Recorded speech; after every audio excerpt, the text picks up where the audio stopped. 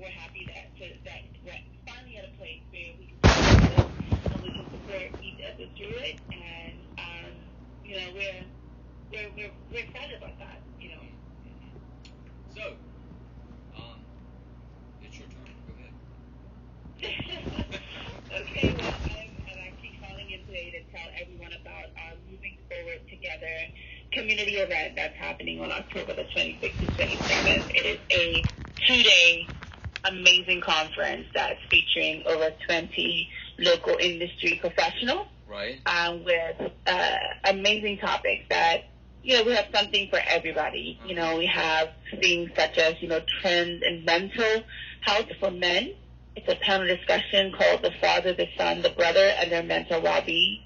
We have information and topics on just in general, if you want to work in mental health, what does that look like, how to get your license, what type of schools, type of degrees you have to get, accessing mental health services in Bermuda, impacts on family and parenting while in peers, like the generational impacts of mental disabilities in Bermuda. We have some really hot topics like the effects of screen time and social media on the youth and their mental health.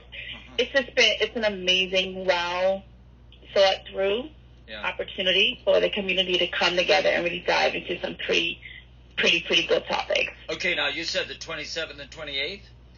The 26th and 27th. Okay, so it's a Thursday and Friday. Okay, 26th and 27th. And and before you know it, that will be here. You mentioned youth, and I think maybe that's a pretty good place to start, because sometimes professionals such as yourself will probably notice that there is a problem with young people, and other people probably would take that as a natural and not take it seriously. Mm-hmm. Yeah, I mean it definitely is, and the youth now they face there's so much more challenges than I would have had to face back in my day, or you would have had to face back in your day. There's just so much more going on in the world, and the access to information and the access to view trauma every single day, every single minute of your life. I think it's really taken a toll on our youth, and I think that we as parents and loved ones, we need to at least understand what the level of trauma and access to information is doing. And I mean, it's very difficult. I mean, I have 2 teenage daughters, 19 and 14. It's very difficult to pry them away from social media and everything that's going on. But it'd be nice to learn from professionals the effects and some things we can do as parents to help, to try and help. But I think we don't understand because it wasn't our world. We're actually living in a completely different world. So we're having to learn the impacts and gravity of this world to our children and future grandchildren. I get what you're saying, and I don't think, the world has changed, but I don't think it's a matter of more things going on in the world. I think it's a matter of the people having access to these situations. Many of them are concerning to young people, and really they shouldn't be concerned about those things because there's somebody else that's going to be looking after that. If you know what I mean, things that happen in the world that sure it's good for them to know, but I think it scares them into thinking that maybe those perimeters are not as far away as they really are, and I guess they start to think, what would my position be if I was in Ukraine, or what would my position be if I was in Hawaii with the fires? And you see where I'm coming from? Yeah, I mean, I definitely think that there is a level of the teenagers feeling like, what can I do? And I actually think it's quite intriguing that this generation, they're so concerned, they want to act. Recently, particularly in the United States, there was some teenagers that sued a state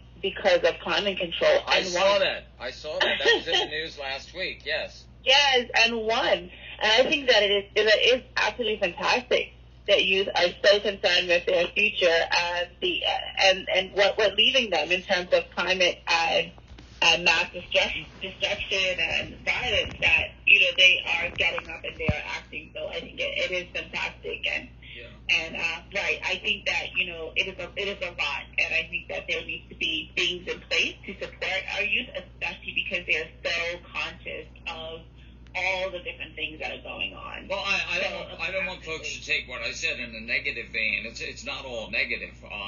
The news mostly is, but it's great that young people are concerned about what's happening in the world, and of course, as you mentioned earlier, they have access to information that we never had, especially in my generation anyway.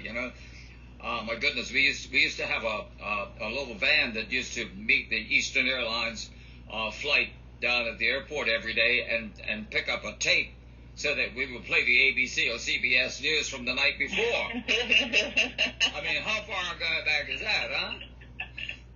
And we That's sat there glued. funny. I didn't know that. And we sat there glued to the TV watching the news that actually the U.S. had watched the night before. Wow. And today it's instant. It's instant, Yes, absolutely. No, but these things are important, and these are some of the topics that we're going to dive into. One topic I'm particularly excited about is the mental health and how we look at mental health when it comes to our educators. When we do school tours, we go to audit because the youth seems to be so much more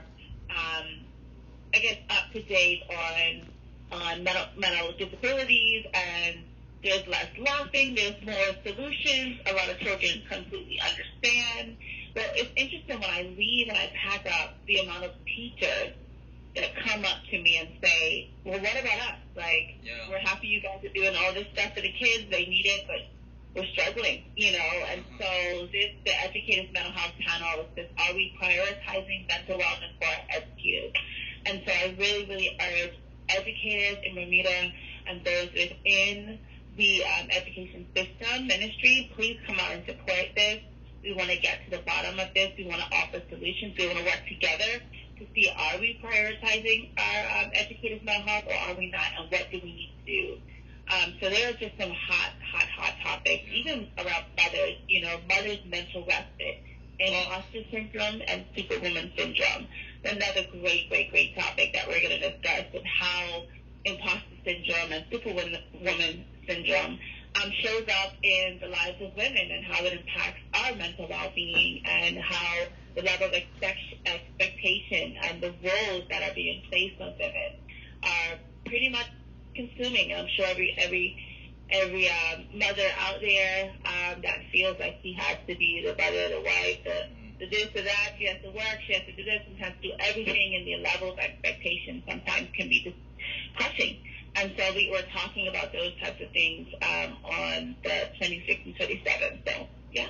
I would imagine that teachers today are probably facing situations that teachers even maybe 10, 12 years ago never had to face. When you've got, when I was in school, I was at Madison Agnes, we always known for big classes, 30, 35 in a class, and I know that the classes are much smaller, but even if you have 20 young people in a class, I'm sure there are 20 individual situations with each one, and to be a teacher to have to cope with pros and cons of those situations, it must be you got to take it. You have to be a special person to be able to do it. You do have to be a special person. I think, being an educator nowadays, I'll be honest with you, I would be unable to fill that role. Just the things that I know and I see and I observe, it's just quite difficult. The children are a lot different. And teachers are forced to have to be counselors as well. They are forced to have to be mental health experts, not just for themselves, but for children as well. And then they have to go home and do it all over again. And I think it's sheer passion for the youth and seeing, our society go on, why people continue to do it. Because I know it's probably not for the money, Yeah. Well, we're very quick to criticize without taking a step back and appreciation what teachers really have to deal with on a daily basis. I'm sure there are kids, unfortunately, in a community like Bermuda who go to school with no lunch. Yeah. And who have not had breakfast. Mm-hmm. How do you deal with that? Anyway, look, I think what you folks are doing over those 2 days, applaud you on that. But what I'd like you to do right now is get into a little more detail of how people can participate to make this a tremendous success. Is there a sign up, or how is that? Yes, and where is it going to be? How is this all going to operate? Okay, so if you guys want to come and join us, come and join us. Right. Come. We have a 2-day experience going on. The first day is a virtual experience, so you don't even have to leave your home or place of employment. You can join us right from the computer or phone. Day 2 is in person. To register for this event, you're going to go to www.BMHF, which is obviously short for Bermuda Mental Health Foundation. So it's BMHF.BM to register for both day 1 and day 2. Let us know you're coming. We know we like to show up sometime, but let us know you're coming, especially for day 2, because lunch is free, lunch is provided, it's free, and this is a free event. And it is day 2 is at the UEI. So we definitely need to know if you're coming, so we can plan for you. And again, day 1 is in person. Day 1 is virtual. Day 2 is in person, virtual, and in person. You can register by going to the Bermuda Mental Health Foundation website, bmhf.bm, and there will be an array of different topics and panels and keynotes that you can select from and choose. You also have an opportunity to speak with the speakers and individuals that's going to be there. And then we're excited. We even had Dr. Karika Walden from Paragenetics that has recently signed on. We chatted with her on Friday. Yes. She is joining the fold. She's going to be speaking about mental health medications and just the genetic makeup of the medications and how it impacts those of Caribbean ancestry. So this is That's right. Well, she gave us the full one on that one on Friday morning. I was so pleased to have her join us. Now, what time does this start and how long does it go on for? Right, so we're going to be kicking off the morning around 11 o'clock. Yeah. And we'll be rounding up around 4:30. And there's individual, and there's breaks, and there's lunch, and stuff like that. So there's probably about 6 or 7 topics per day that we'll be running into, and some are simultaneous, so you have to choose the one you want to go to. Mm-hmm. What happens when the theater, when the auditorium's full?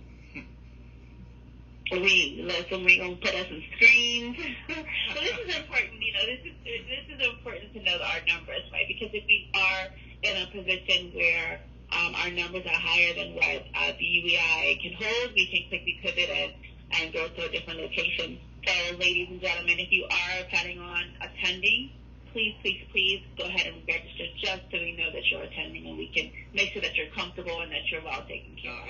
Is there a charge to attend? No, it is 100% free for the community. Well, hey, I wish you all the best. If you'd like to give us an update, maybe 3 or 4 weeks from now. Absolutely. Hang on. We're talking about 6 weeks from now that this is going to take place. Yeah, and I see you on my radio run. I have you again. Yeah, sure. And we can update people. I want to thank you so much for taking the time. Thank you so much for having me. And giving people, at least an early shout out that this is going to happen, so that they have plenty of time to look into it and participate in it in whatever way that suits them best.